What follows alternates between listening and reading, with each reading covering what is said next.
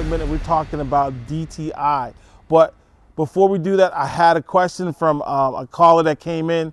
He wanted to know what's interest rates. So interest rates, what an interest rate is set by the federal government, the feds they call it, is an interest rate by year, a percentage that you pay on the money that you're going to borrow. For example, if you're going to borrow, say, $300,000 loan, the interest on that is what you're going to pay back over a period of time, whether it be 5 years, you got a 5-year arm, it's going to increase, a 15-year or a 30-year. Or sometimes right now, they even got a 40-year loan.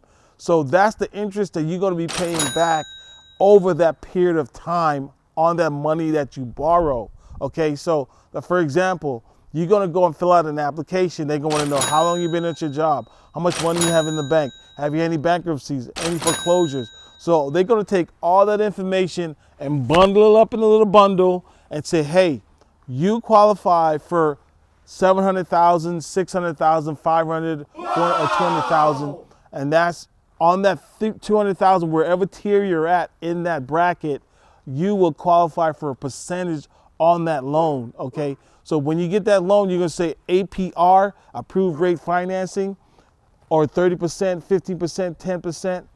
That is what you're gonna be paying back over a period of time on that loan.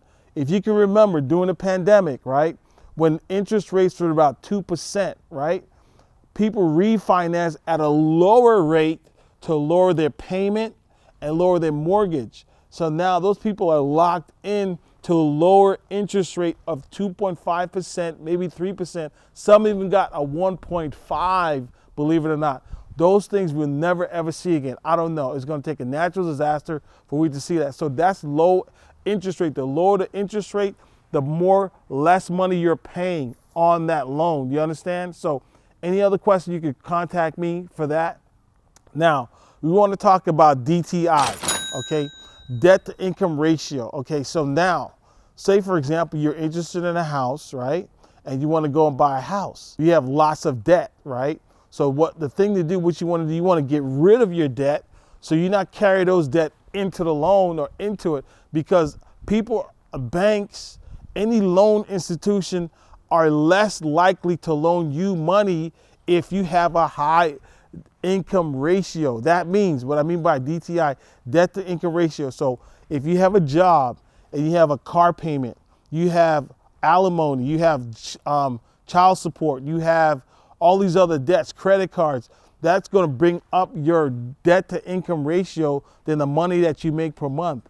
For example, you make $2,000 a month and your income exceeds your your debt is higher than your income. So that's debt to income ratio. So you want to see that. So the higher your debt to income ratio, the worse it is for you. So you want to bring that down. I say around 55 to 65%, even lower than that. So the bank could look and say, can you pay that loan at the end of the month?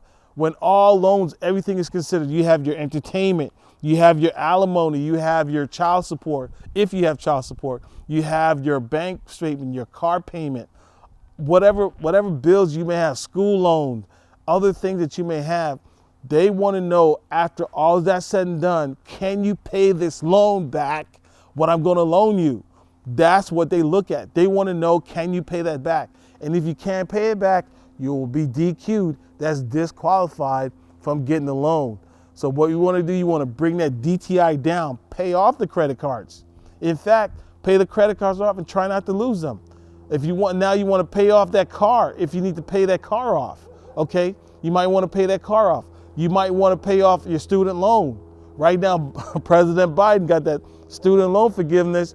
Throw that in there, get rid of that student loan or whatever. So now, that's what it is. As long as you get rid of that, bring down your debt to income, you'll be good to go to buy that, to get that loan.